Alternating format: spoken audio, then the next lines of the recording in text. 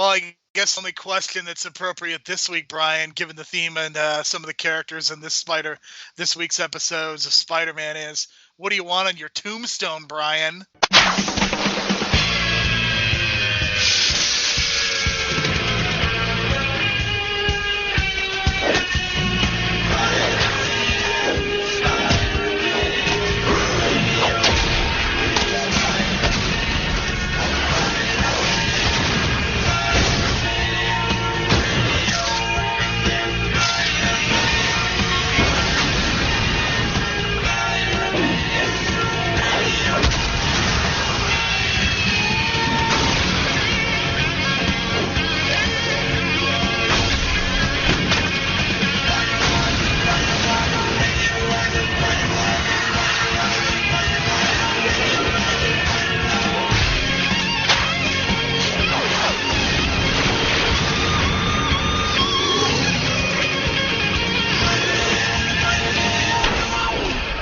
This is the Superhero Pantheon. On this podcast, we take 3 episodes of Spider-Man a week and discuss them. We are currently in Season 3. You can follow us at Hero Pantheon. My co-host for this week and every week is Brian. You can follow him at Brian to Brain. You can follow me, Jerome Cuson, at Jerome C1985. Make sure you leave a 4 or 5 star review to help people discover the great work that the folks at The Real World are doing.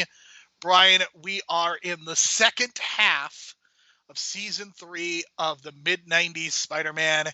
And Brian, I do have to say that I am of the opinion that this season is not nearly as good as Season 2, even though I appreciate the fact that the Sins of the Father theme has definitely been consistent. I appreciate that, but there's definitely some issues with a couple of the episodes this week that we're going to get into. But I will say that I was I was very amused / slightly offended that Kingpin's origin story is basically he's evil because he's fat. I mean, yeah, and it's also that ties in with the sins of the father and the fact that his father, like, gave up his own son so he didn't have to go to jail, and Kingpin goes to jail, and then by the time Kingpin gets out of jail, he's all like, well, now you're gonna suffer, father, and sends him to jail. So it's just like this big thing about getting revenge and how fathers fuck you over and that kind of thing, especially if they're a criminal. So that was fun to see the whole origin story of Kingpin and how he was fat shamed as a kid by even his own father, and then going and gaining all the muscle, replacing the fat, getting all the muscle in prison, little things like that. It's very similar to the Netflix story, but very PG oriented. I get it, and it was fine. That was probably one of the better parts of the episode. I think the Daredevil.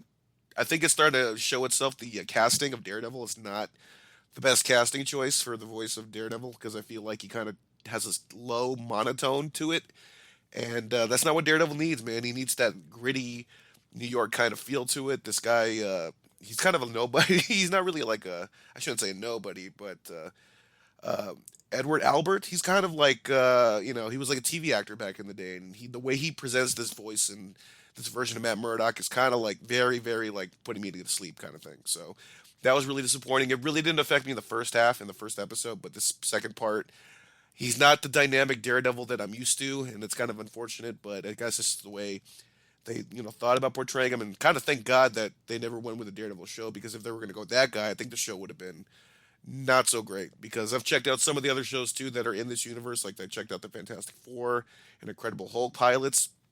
Some of that works, but if you don't get the voice casting down, you kind of lose me at the beginning. Like some of the Fantastic Four was not really feeling some of their voice acting. Hulk's okay, but you know what I mean? Like if you don't have me with the good casting at the beginning, you kind of lose me. Kind of what happened with Solo. Well, which is a whole other discussion, but this version of Matt Murdock kind of disappointed by the end of it. And again, they're having that face to face at the end of the episode, him and Spider-Man. I'm just thinking, how do you not recognize the fact that I don't know, superhero nonsense and tropes, but they definitely should have recognized each other's voices for sure. I mean, the one good thing we can say is that at least Daredevil / Matt Murdock observes some level of consent. We can say that at least. I mean, that's the thing. That's the alleged thing. He's like, Spider-Man's like, can you see through my suit? It's like, yeah, I could, but I'm choosing not to because I believe in the power of consent. And I thought that was like the cheesiest thing because he's all about the Constitution. He believes in the Constitution, and I get that. I totally get that. But some of the hurdles he had to get through to abide by the constitutional ways of catching Kingpin and Wilson Fisk or whatever. But Wilson Fisk just got out at the end, so maybe it's not really working at all. I don't know. Maybe that's the commentary there. But yeah, Matt Murdock in this case kind of came off like a boring dude. You know what I mean? And I guess he was kicking ass, but he kind of came off boring, and that's unfortunate. Yeah, I think it's been a very mixed bag with these voice actors. I think a lot of my critiques were centered around Blade, and I don't know that I feel as passionately about Daredevil as you, but I definitely agree that the voice work here is not nearly as good as it could be. The one thing that I also find fascinating about just the way this episode begins is there was a lot of tension between Spider-Man and Daredevil, but that is very quickly kind of moved to the side as the focus is now kind of on them teaming up and going after the Kingpin together. And Daredevil, talks about the idea of, oh, I'm going to save Peter Parker, of course, not realizing that Spider-Man is Peter Parker. But Daredevil and Spider-Man eventually do come to kind of trust each other. And they basically decide that their real enemy is the philanthropist, Wilson Fisk, also known as the Kingpin, and that this is where basically Spider-Man officially figures it out. And Spider-Man's spider sense goes off, and they are soon surrounded by Susan Choi and other armed federal agents as the incompetency of the FBI continues. How Spider-Man and Daredevil are able to jump off the roof and swing to safety. Terry Lee and the fire department also get there. Bit of a tiff with Terry Lee and Susan Choi, because Terry Lee says that Peter Parker is not a traitor, could not have been responsible for the fire at Fistronics. Terry is wanting to know who Daredevil is and how the Fisks are involved. And Susan Choi being very, very shady. Well, I mentioned it last week, but she's definitely doing the Matt Damon now in The Departed. She's like knee deep into it. She's almost at that part where it's like, it's so obvious that you're in on the take that she figured it out, Terry. So it's like, here we go. Here's the showdown. And it turns out she was part of it. And then she just switched sides mid battle and then, showed her true colors. So that was interesting. I just thought, because I thought it was going to be Chameleon straight up. I thought she was going to be revealed as the Chameleon.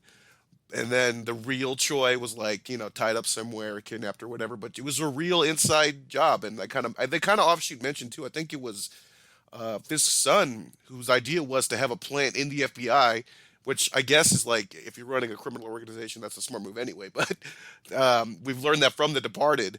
But straight up, they just got caught at the end of this one. No turning back. It's pretty much the end of The Departed, where everyone gets caught except.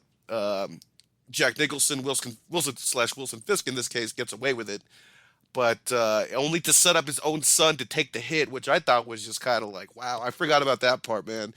And when that happened, I was like, God, what a son of a bitch. What an evil son of a bitch to do that to his own son, to make him the fall guy, the exact thing that his father did to him, which made him hatred of his father. And then he's like, he knows, like, well, this is gonna come back and haunt me one day. He even says that, so I like that little setup. That feels like a very Quentin Tarantino like kind of moment, like in Kill Bill. So it's very much set up for a big showdown now between Kingpin and his son, along with you still got Smythe on the side trying to weasel his way out of the situation. So with the whole Wilson Fisk thing, there's a lot going on there. But then Matt Murdock kind of goes away to I think Washington or something because I guess they never approved approved his show, so this backdoor pilot kind of failed in that sense. But it was kind of interesting. I was more interested in the Wilson Fisk stuff for sure because that's the real drama of this episode, and they really laid some seeds, and it really showed how fucked up of a person Wilson Fisk became. Yeah, for sure. And the other thing that we get to see is some dumb Peter Parker stuff. As Peter Parker, of course, goes to the hospital to see his Aunt May. Not his best move because, of course, Mary Jane's aunt is there. Or is she? It's actually the Chameleon. Brian, I brought this up last week, but listen, I understand that there are people in this universe who maybe don't understand that the chameleon is wearing a belt in order to shapeshift. But Peter Parker / Spider-Man, his spider sense is literally going off. What is he missing? Like, I just don't get it. I understand you're like trying to create drama in the show, but you're really turning Peter Parker into an idiot for not. It's bad enough that he can't put Matt Murdock and Daredevil together, but also for him to not notice the chameleon in this episode, also a bit strange. So we also, you mentioned a little bit about the flashback involving the Kingpin, Wilson Fisk. So his last name is Wilson Moriarty. Of course, Moriarty is perhaps best known as the primary Sherlock Holmes villain. I cannot imagine that this is a coincidence. It's just one of those little Easter eggs because even now in today's world, whenever the name Moriarty comes up, I'm starting to think of it now only because I watched the Sherlock movie from 2010 or whatever it was. But yeah, that's definitely a clue. Anytime you hear the name Moriarty, it's definitely associated with the bad guy, and that's probably your bad guy in the show or movie. Yes, both both two members of the MCU played Sherlock in the 2010s. It's pretty funny to think about. And we once again get Peter Parker and Mary Jane. They are placed in the decompression chamber. Once again, just shoot him, Brian. I know it's a kid show, but glad that Austin Powers killed this joke, because why would you do it again? Why? Stop! Just kill them! I don't know, man. I mean, this is the same Spider-Man that took 3 seasons to figure out that Wilson Fisk and Kingpin were the same person. When we, the audience, knew that from the start, I don't know, man. Some of these choices in season 3 are questionable, very questionable. Okay, so here's my thing. Okay, so Peter Parker has said many times, I don't want to reveal that I am Spider-Man because my friends and family are going to be put in danger. Well, literally both of the people that he cares about the most are in danger, despite the fact that nobody knows who he is. His Aunt May is in the hospital, and Mary Jane was captured. So what are we doing? What are we doing, Brian? Come on. Listen, this is what Doctor Strange was trying to tell Peter in the movie, and then probably all these other, same reason Iron Man probably took the mask off and just revealed himself. It's a lot easier, I think, when you tell people. I get the whole thing now, but as we've grown older and looking back on these things, it's probably just best just to tell the people, hey, I have these superpowers. You may want to step back a bit, and if you get in the way, you might get kidnapped because you know me. Just bear with that. And it's better to know ahead of time than getting randomly captured, right? I mean, certainly, like at this point, I would just straight up want to know what it's pretty crazy to think about the justification, and yet the fact that Mary Jane is constantly in danger. And I'm sure with Superman, it's the same thing. It's like Lois Lane is constantly in danger anyway. It doesn't, like, the fact that he would put her in danger because of who he is, like, it doesn't matter because she's in danger anyway. So we get Daredevil fighting the Chameleon. Chameleon uses his image inducer to take the appearance of Daredevil. Okay, I will give them credit for this. They did hide the belt in this fight, and I like that Spider-Man does a good job of kind of intuiting who the Chameleon is anyway. I'll give him credit for that. That was good stuff. We get a little bit of fighting between Daredevil and the Kingpin. Nothing is really settled there. We, of course, get Richard Fisk and Susan Choi standing trial for treason and being found guilty. Brian, 2 people being found guilty for treason in 2022. Well, I guess this is pretty timely, huh? Oh yeah, pretty timely indeed. And hey, I thought she was the chameleon, man. So more power to her, to the writing, to not being so obvious and making her just the chameleon, but an actual traitor from the FBI that Kingpin had on the payroll. That's some really adult writing that you really don't get in a lot of kids shows, to be honest. So you gotta appreciate that. You know what I mean? Like FBI, on the take, a corrupt FBI agent. You never hear that in a kids show, other than like a Spider-Man. All right, so we do get Fisk regretting what he did and seemingly knowing that his days are numbered. I agree with you. I appreciate the fact that they went out of their way to clearly establish that Kingpin messed up and is a terrible person. But then, Brian, a little bit of a twist. Who paid for Matt Murdock? It was J. Jonah Jameson, the walking conflict of interest himself. As it turns out, he is the one that financially supported Peter Parker's defense. And Jameson does not want anyone to know that he did this because he doesn't want to spoil his image. I guess he likes being an asshole. And Jaina also reveals that Joseph Robinson offered Peter his freelance job back. So he did not have to beg. Mr. Robinson was just very nice and gave him the bit and gave it to him. I'm still on the fence on Jameson, man. Him being on the board of Oscorp just really just rubs me the wrong way, man. And it feels like he's just kind of slipping money here and there to cover it up. But yeah, still a little on the fence now about Jameson. He's more on the heel side for me now than he was on the face side at the beginning of this two-parter. But it is what it is, man. It is what it is, and I guess he just likes being that asshole. But I don't know. I feel like his ethics are just gonna come back to haunt him in so many ways, which it already has. So I love that the justification for Daredevil not being a part of the series moving forward is that he is going to go to Washington, D.C. on special assignment for the Justice Department. And the fact that Daredevil is really not going to play a role in whatever happens to Kingpin, but that Matt Murdock is going to go through the legal route is pretty endlessly amusing. You see, now I just want to see the MCU version of like a John Grisham novel. And straight up, that is how Matt Murdock busts Kingpin in the MCU, and we just get a legal drama. they tried that in the first season of Daredevil, man, but he ended up doing the violence too. But I get it. I get it. Like that, it's just so fucking. I don't know, man. Maybe they made him too patriotic. I hate to say that, and I know that's kind of weird to say, but him relying so much on the Constitution, like the Matt Murdock I know, just kind of relies on written law and how to get around things. And if that's the law, we got to get around that kind of thing. Not just like you have to have faith in the Constitution. I mean, his name is Daredevil. The name Devil is literally in his name. So then, yeah, I don't know why they made him such a hard on for the Constitution and just the whole U.S. thing and this thing. I don't know. Maybe that's why they didn't want to do a full show about it because they knew by the end of the two-parter he was super boring, and they just sent him to Washington like Mr. Deeds. So I don't know. It was just such a weird choice, but I think by the end of the two episodes, I think they realized that they made a mistake. What I think is really interesting is that you're at a point in time when the X-Men are almost coming to an end.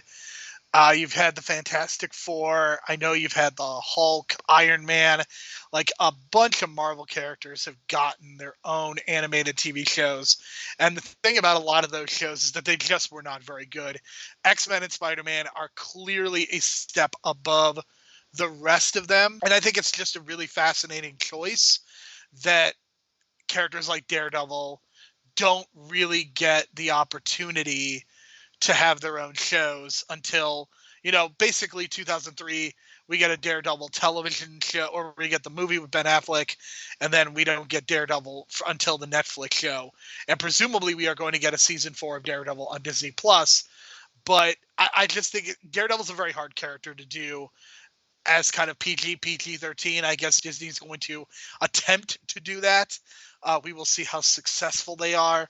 But I mean, Daredevil is just an inherently darker character, and it felt very out of character to have him behaving in this way. So that's basically it for the 7th episode of season 3. Now we're going to move into the 8th episode. Brian, do you enjoy the fact that we basically had a monster movie? Like, this is basically like an amalgamation of like a monster movie and the Terminator. Kind of. It's like, he's cyborg, I guess, but also has like mutations on him. We're talking about Smythe here. He went from, he tried to sell out Kingpin, basically, got caught. The other scientist guy that was in the previous episode, voiced by David Warner, comes back. He's the guy with that half face, likes to experiment on people. They experiment on Smythe, which is totally like a fucked up thing to do, and it's very much like, the Island of Dr. Moreau and all those kind of scientific, sci-fi movies where the guy's like, change into something else. Very like H.P. Lovecraft kind of feel to it. This kind of had that a little bit. But it didn't have like, I don't know. I felt like there was something missing. I felt like the Smythe that he became kind of wasn't. I felt like they should have made him scarier. I felt like in season 2 when they were doing some of those creatures, especially the one that kept growing in season 2, like that was well drawn and very scary.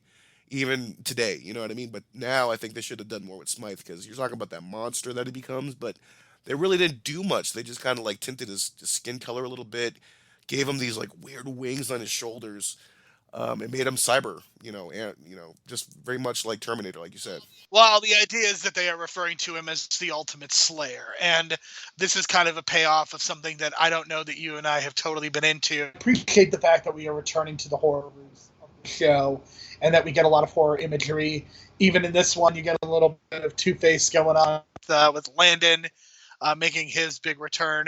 So there are aspects to this episode that I appreciate. I also love the fact that we're getting the continued deterioration of the Kingpin, and it really feels like we are headed in a direction where the Kingpin storyline is going to come to an end in some way because he's lost his son. He basically loses Smythe here, so that's what's going on. But also, Harry and Mary Jane are apparently engaged to be married at the beginning of this episode, and Brian, I have to tell you, that certainly took me by surprise because I couldn't tell whether they were even together at a certain point, but then they're engaged. And again, part of the issue with this show is that it's an animated show. You really can't have like romantic scenes with these two. But I think the biggest criticism that I've had with these first 2 and 3/4 seasons, we don't really know Mary Jane as a character. Like, we know that her father has abandoned her, and that's kind of it. Like, we don't have a sense of who Mary Jane is as a character. And I think that sucks because it's really hard to get invested in anything involving Mary Jane and Peter Parker because we don't know who she is as a character. And I want to contrast this specifically with the Amazing Spider-Man movies, which, let's be clear, those movies are not very good. But what makes that, if there is any redeeming quality to the Amazing Spider-Man series, it is the fact that there is clearly a lot of chemistry between Emma Stone and Andrew Garfield. And obviously, they dated, so of course it only makes sense. But the fact that those two had such major chemistry and you got a lot of scenes involving those two in both movies, I felt like I could invest in their characters. I would say similar about Kirsten Dunst and Tobey Maguire. Maybe not as strongly, but I think that that's been one of the consistent issues that I've had is that Mary Jane has never gotten to be an actual character and has just been a love interest. Yeah, they tried in that episode with Doctor Strange, like when they had that slight history with her father, but then they didn't really touch on it. They just kind of used it as like a MacGuffin almost. And then there was more to forward the plot with Doctor Strange, more so than it was to explore the backstory of Mary Jane, which is kind of unfortunate. And that's kind of the only time we saw that, that exploration of Mary Jane. And you're kind of right. The only other thing we know about her is that her aunt is very, very negative on Peter Parker. But yeah, man, because the first thing that came to my mind when they read the newspaper, I was like, so it's a good thing that she didn't get engaged to an Asian design major, right? I can't believe you went there. That is of course a reference to the Clerks movie that had come out just a couple years earlier, and I guess that is sort of a relief. But yeah, it's the fact that they specifically called him out as Asian, probably a little problematic, I would say, these days. Definitely so, but I couldn't help but think, like, did they not? I wonder if the writers had recently just seen Clerks because, like, I don't know if this was a '90s thing, but how often do you see like a headline of two people getting married, even though it's like the son? It's a trope. It's definitely a trope that is in a lot of movies and shows. I know, but I'm just like thinking, like, God, this is like such a Clerks moment right here. You know what I mean? And instead of Caitlin Bree, it's Mary Jane Watson. You know what I mean? And the funny part is, I think Dante and Peter Parker are in the exact same kind of position. You know what I mean? In terms of that, well, for Dante, it's fucking a love square. But you know what I mean? Like, Peter Parker's got in that same position. So I thought that was really funny, and I don't know if they just made it that way or just the way my brain works with these kind of things, but it was definitely that Kevin Smith light bulb went off in my head at that moment. But in terms of the Ultimate Slayer itself, yeah, we kind of shit on those past robotic killing machines that Smythe put together to fight Spider-Man in the past, and we made fun of those because they were trying to sell toys or whatever. But for the plot itself, it's a good plot, but like I said, I wish the overall design of I call him, I guess, Ultimate Slayer Smythe, you want to call him, but it could have been a lot more fleshed out and more scary and a lot more detailed. But I feel like, I don't know, they kind of like simplified it too much, maybe. Because this episode had a lot of potential, especially with that, like I said, the body horror stuff they had from season two. But they didn't really go with it. They just gave him like these gills or whatever the hell. I don't know what they are. Like wings, extensions on his shoulders. I don't know. But visually, it was just kind of like, what's going on? Like I would say, like Landon looked even kind of scarier than he did with his half face. So, but that's just kind of the thing with the Smythe, character. Through his evolution, I thought like they would have done something with his legs, maybe. I thought they were building towards like him becoming like a spider himself or something like that. But they just gave him legs, so that was kind of like, that was kind of disappointing. So maybe that's just my imagination getting ahead of itself sometimes. Yeah, that's certainly possible. We do get a lot of Madam Web in this episode as well, as she is trying to get Peter Parker to focus and to get Spider-Man to actually use his powers correctly and not necessarily try to overpower him. So we do get an eventual confrontation. Harry and Mary Jane are taken in the process. Kingpin sees that Harry and Mary Jane are on the ship through security monitor, has them knocked out with gas. Spider-Man is eventually able to make the save. Smythe learns that his father is sort of alive, and Smythe realizes that Kingpin is a traitor. So there's a lot of that going on. And yeah, it's a really kind of a strange payoff to everything because Smythe is kind of underground with his father. So clearly they are going to play a factor and continue on. Mary Jane is very frustrated because Harry is afraid of doing anything to the guards, and Mary Jane is very angry at this and just the lack of spunk, which I give her a lot of credit. She may not be a character, but she at least has spunk. And we get Spider-Man taking Mary Jane home after she gives Harry back his engagement ring. And Mary Jane reveals to Spider-Man that back at Crime Central, she was worried about Henry, but felt more like she was worried for a little brother. And Mary Jane goes on to say that there is someone else that she is really in love with. And Spider-Man asks who it is, hoping it is him. But Mary Jane tells Spider-Man to put her on the sidewalk so she can hail a cab. And Spider-Man is left wondering if he is the one that Mary Jane is in love with. And yeah, so I guess Harry was the cuck after all. Man, that was so fucked up when she gave him the ring back in front of like it was a group of people that they were in front of, but she did that, right? Like, I'm not crazy. Like, that was a pretty embarrassing moment. Yeah, it was definitely embarrassing. It was definitely not his finest moment. That's something you do in private, but I don't think Mary Jane had the sense to do it. I think she just was so disgusted with his actions that she was just like so reluctant to get the ring off immediately. Like, it was just so like, wow, man, you kind of blew it there. And then not only that, just getting the ring given back to you in front of everybody, man, that was so. Oh, I felt so bad for Harry. Felt so bad, but at the same time, it's like, well, I guess that's what it's meant to be like because apparently you weren't meant to be together at all. So, and the whole little brother thing. Oh boy, I think we've all been there. So, yeah, it sucks, man. But I hope Mary Jane knows what she wants because I mean, if Spider-Man's not the guy, then it's got to be Peter Parker. But then eventually she's got to figure out that Peter Parker is Spider-Man, or does she even get to that point? Maybe not, maybe so. But it looks like, yeah, we're building up to that big finale. That's kind of like that famous image, I would say, one of the more iconic images of the show with Mary Jane. So that's coming up soon.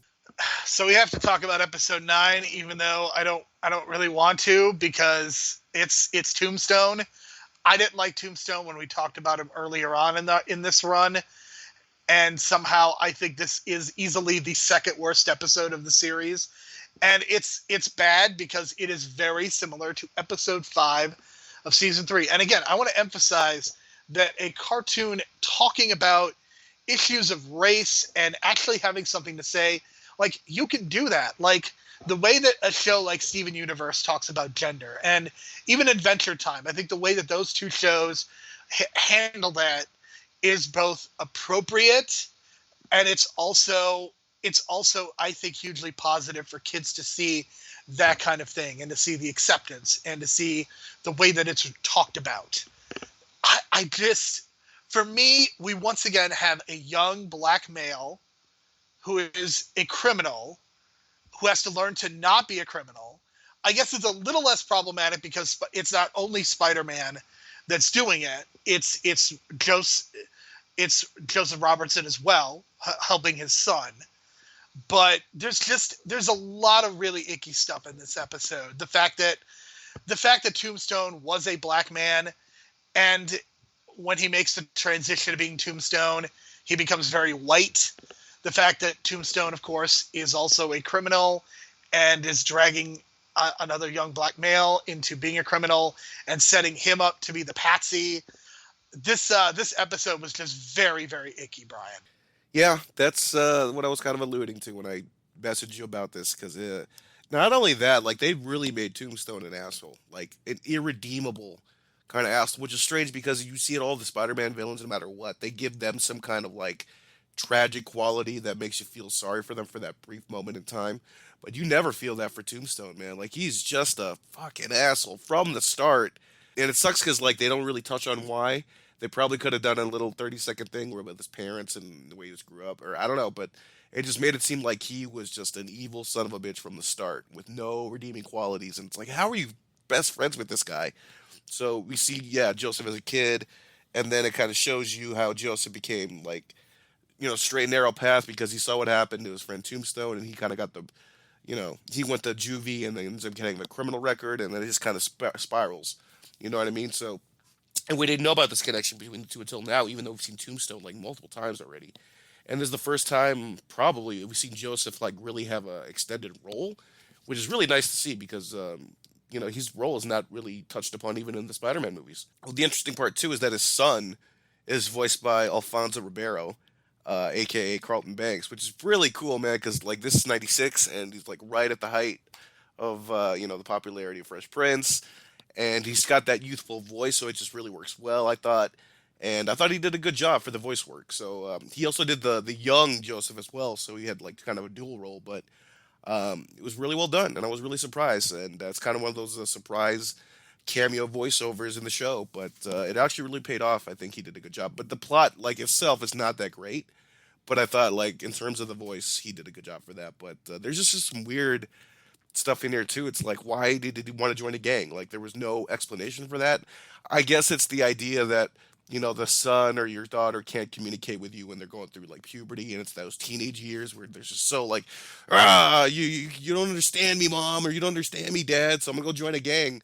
I guess that's a message they were trying to give off, even though I felt like there should have been a more legitimate reason, because he comes from like a loving background. You just don't go from a loving background into a gang usually, right?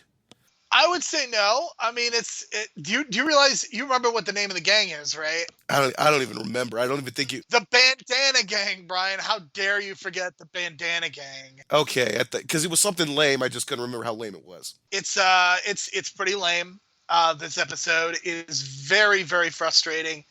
And again, this is another one of those episodes where Spider-Man is kind of put into the background because Spider-Man is a white person and doesn't really play a lot of a factor in what's going on. So it's a really, I from a writer's perspective, I don't necessarily understand how you can have this episode and the episode 5 together. Now, you mentioned that episode 5 is generally regarded as the worst of the series. Did you look up what this episode and kind of its ranking? No, because that was when I looked this up, there wasn't that much hatred for it, but maybe it's just like over time it's become one of the worst episodes, but there wasn't that much kind of like hatred as much as for the other one. I mean, maybe because of Tombstone's involvement, this feels at least a little less bad. And the fact that, you have Madam Web's involvement, you have the Robertson family involved. Maybe that, I guess that does make it better.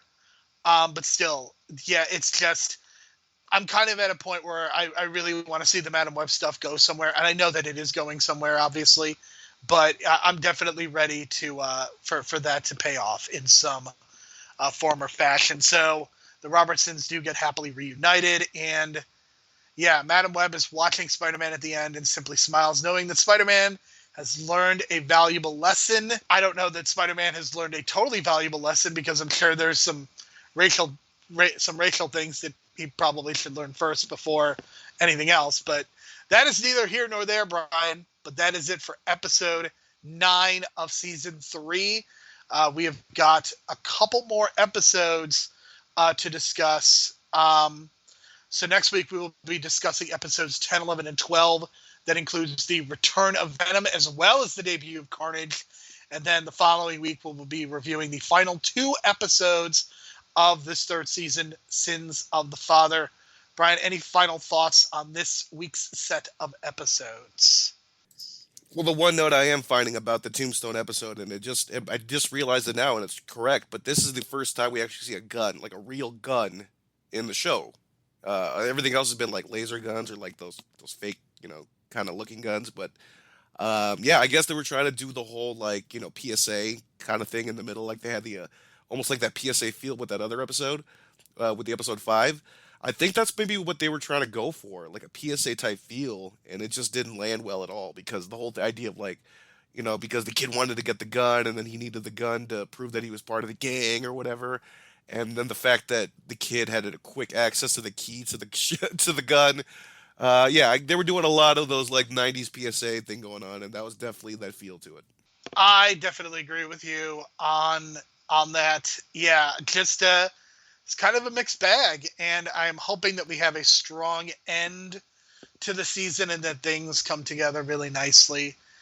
So that is what we will be discussing next week, episodes 10, 11, and 12 of season 3. For Brian, my name is Jerome. Thank you so much for listening. We will talk to you again next week. Yes, I'd like to check on a misprint in today's edition. It says Mary Jane Watson to marry Harry Osborn. Yeah, the spelling's fine. It's just, I don't know, like it seems like a misprint or something. Yeah, maybe it's like Mary Jane Batson, Mary Marie Watson. Everything's correct? Well, I'm an ex-boyfriend, and well, it's just, we talk all the time, and she never mentioned this engagement. So that's why I'm thinking it's like a misprint. A curious party? A curious party? Hello?